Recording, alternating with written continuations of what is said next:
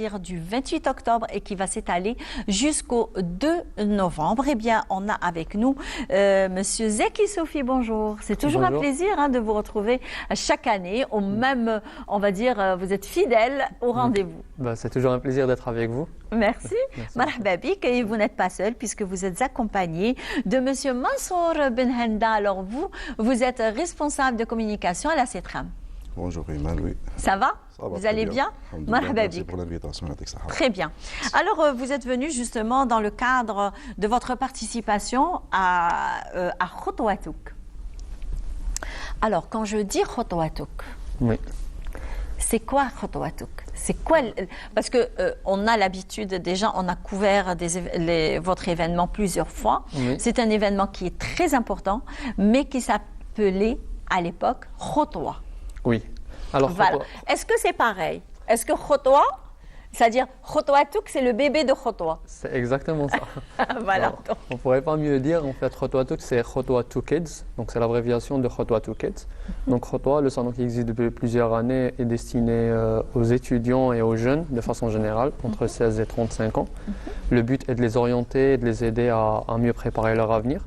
Donc, on est allé avec le même objectif, mais cette fois-ci, on s'intéresse aux tout petits, donc les enfants de 3 à 13 ans. Et on essaie aussi de leur offrir une expérience enrichissante qui leur permettra de mieux comprendre leur environnement et de mieux préparer leur avenir. Très bien. Donc, pour cette année 2023, oui. Khotwatouk, d'ailleurs, on a vu une très forte participation l'année dernière qui a dépassé les 10 000. Les 10 000 enfants. Oui. Voilà, les 10 000 enfants. Oui. Très bien. Donc l'année dernière, c'était la première édition. On ne savait pas trop à quoi s'attendre. Donc on avait fait l'événement en collaboration avec la direction de l'éducation, chose qu'on a encore fait cette année. Donc on s'était concentré sur les écoles publiques pour participer avec nous. Et après, on avait ouvert les portes aux parents avec leurs enfants. Et on ne s'attendait pas du tout à avoir autant de monde. Donc, autant de monde. Oui, on n'a pas pu accueillir tout le monde malheureusement. Et cette année, on a pris nos précautions. Donc on a doublé l'espace qu'on avait l'année dernière pour pouvoir accueillir un maximum d'enfants et de parents à l'événement. Très bien. Alors, est-ce que Khotwatouk de 2022 et Khotwatouk de 2023, je parle beaucoup plus du programme. Oui. Est-ce que vous avez modifié le programme ou alors vous avez laissé juste le programme en lui-même qui se répète pour cette deuxième édition? D'accord. En fait, on l'a enrichi. On a rajouté d'autres villages parce que l'événement est sous forme de village. Donc, on a rajouté des nouveaux villages. On a de nouveaux ateliers aussi qu'on va proposer pour la première fois. Il y a des ateliers qu'on va refaire qu'on avait fait l'année dernière qui avaient très très bien fonctionné. Donc, on les a gardés. Mais on est surtout allé sur plus d'espace, une plus grande capacité d'accueil, une meilleure maîtrise aussi du timing pour pouvoir faire passer le maximum d'enfants. Très bien, alors je reviens vers vous. Là, je m'adresse à vous, Monsieur Mansour Benhenda. Eh bien, c'est un plaisir de vous recevoir sur le plateau de notre matinale Le Bonjour d'Algérie d'Oran. Et là, c'est que vous participez à cet événement au Khotwatouk. En fait, on participe cette année sur la deuxième édition. En fait, déjà, je commence par remercier Zeki et le féliciter pour cette initiative et cette démarche. Comme vous le savez, la sensibilisation est la colonne vertébrale de notre politique de communication à la CETRAM.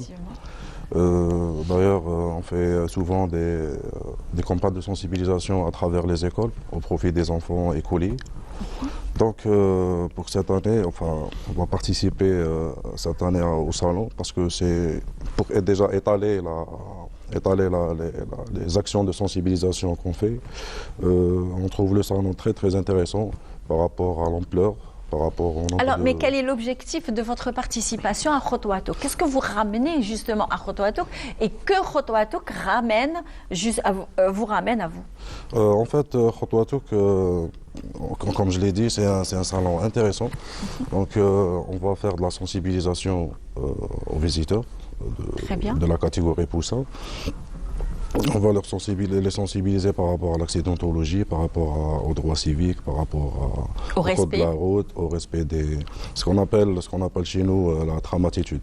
C'est les bons gestes et les mauvais gestes. Parce qu'on a vu justement, heureusement que vous allez faire justement on va dire des passages de sensibilisation à Khotwatouk, surtout qu'il y a beaucoup d'enfants qui vont participer à Khotowatuk. Donc, on dit que la sensibilisation commence par le bas âge.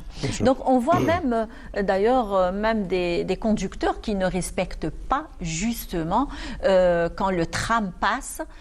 Donc, ils se disent non, c'est au tram de s'arrêter. Moi, je ne m'arrête pas. Et donc, comment vous faites dans ces cas-là? Pour cela, on fait aussi des campagnes de sensibilisation destinées aux conducteurs de véhicules. Oui. On leur rappelle toujours que la priorité est pour le tramway. Donc le tramway est toujours prioritaire. On fait des campagnes aussi par rapport même aux piétons aussi. Effectivement. C'est-à-dire, il y a toujours des retours positifs par rapport à ça. C'est pour limiter un petit peu les dégâts aussi. Exactement, exactement. Parce que généralement, il y a beaucoup d'accidents suite à ça, suite au non-respect de ces consignes. Mais avec la sensibilisation, avec les aides des autorités locales et tout, ça va, on arrive à gérer quand même, alhamdoulilah, le nombre d'accidents baisse. Oui, considérablement. Par rapport au début, ça a quand même vraiment baissé. Oui. La population, on va dire, a commencé justement à s'adapter aux nouvelles circulations, au tram qui passe à une heure ou, je ne sais pas, à un certain horaire. Donc, il faut respecter le passage du tramway. Dans les arrêts, dans les grandes artères, il faut respecter, parce que c'est à nous de respecter le tram. Exactement. Donc, exactement. Donc, vous faites des séances de sensibilisation au centre des conventions. C'est tous les jours que vous avez programmé ces passages de sensibilisation? Ce ne seront pas des passages, on aura justement un stand au niveau du salon. Très bien. La différence cette fois, d'habitude, ce qu'on fait nous, c'est des sensibilisations classiques au niveau des écoles. Là, ça sera différent. C'est les enfants qui vont venir vers nous. Et ça sera dans un climat plutôt animé et enrichissant. Enrichissant, très bien.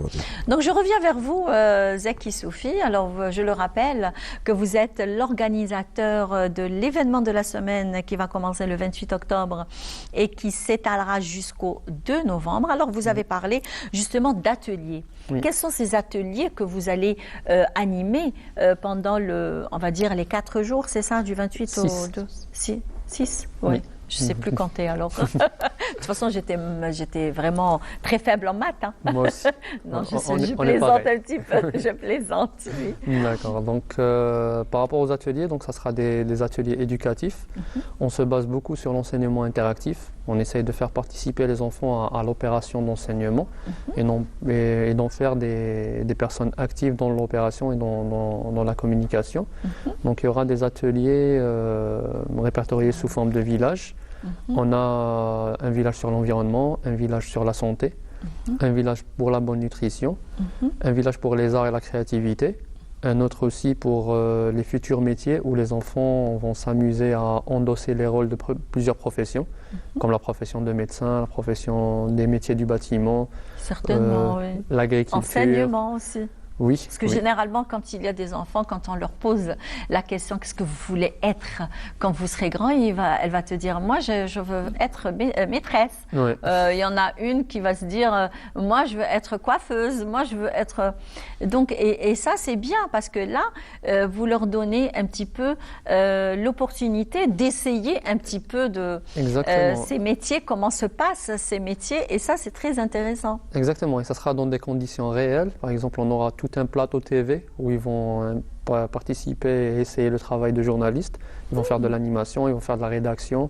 Ils seront devant une caméra avec un téléprompteur. On va avoir des petits bouts de chou qui vont nous présenter des émissions. C'est bien, c'est bien. Exactement. Donc on essaie vraiment de les mettre dans des conditions réelles. On aura aussi un village dédié au sport et un autre dédié à l'éveil pour les enfants donc en bas âge de 3 ans à 5 ans.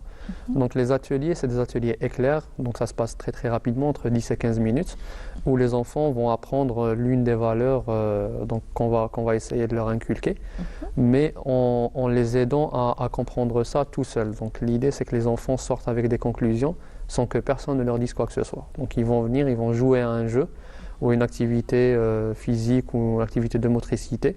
Et c'est à eux de conclure et d'avoir la conclusion eux-mêmes. Et donc c'est tout cela le but de l'enseignement interactif. Très bien. Alors, et comment va se dérouler l'événement? Oui. De quelle façon il va se dérouler? Alors, ça se passe de 9h à 19h, donc tous les jours. Il y a des sessions destinées aux écoles publiques, donc qu'on fait avec la direction de l'éducation d'Oran. Ça sera pendant 3 jours, donc du samedi au lundi, de 9h à 15h. À partir de 15h, on ouvre aux parents, donc de 15h à 19h. Très bien. Après, du mardi, mercredi, jeudi, les enfants seront en vacances, donc les vacances du 1er novembre, et ça sera ouvert toute la journée pour le public. Ah, très bien. Donc, quelle est la nouveauté cette année pour 2023? Alors, un peu plus de temps, plus d'espace. Il y a des nouveaux ateliers aussi qu'on va tester pour la première fois. Il y a tout un nouveau village qu'on va dédier à l'éveil et aux mamans. Donc, il y aura aussi des conférences dédiées aux parents sur la bonne éducation et sur plusieurs thématiques. Et il y aura un plus grand espace pour l'espace sport. Il y aura des compétitions sportives aussi. On va essayer de mettre un petit peu les enfants en concurrence. Dans quelle discipline? Alors, on aura athlétisme, football et judo. Bah oui, football est incontournable de toutes les façons. Oui, voilà. Maintenant, il y a même des équipes féminines, donc ça concerne les filles et les garçons en même temps. Exactement, oui. Donc on essaye d'avoir un maximum de diversité dans l'événement et surtout d'initier aux enfants, leur apprendre les bonnes habitudes dès maintenant pour qu'ils grandissent avec ces bonnes habitudes et être de vaillants protecteurs de l'Algérie plus tard. Le slogan de cette année? Alors le slogan, c'est toujours l'enseignement interactif. On essaye de faire la promotion de l'enseignement interactif. On essaye de donner de la matière pour les responsables de l'éducation en Algérie, de venir voir l'expérience en grandeur réelle, de voir que c'est possible d'installer l'enseignement interactif dans les écoles, de voir aussi que c'est efficace, que les enfants assimilent et comprennent cette façon d'apprentissage et qu'on puisse un petit peu sortir au fil des prochaines années de l'enseignement classique pour aller vers un enseignement un peu plus dynamique où les enfants sont un peu plus au centre de l'enseignement et ne sont pas juste des passifs réceptifs. Très bien. Un dernier mot? J'espère qu'on aura beaucoup de visiteurs. Je ne vais pas l'espérer, mais j'en suis sûr. Et je souhaite la bienvenue à tous, parents et enfants. Est-ce que vous avez réfléchi un petit peu à faire des conférences? Non, pas de conférences, que la sensibilisation au tram et ce qui se passe. Exactement.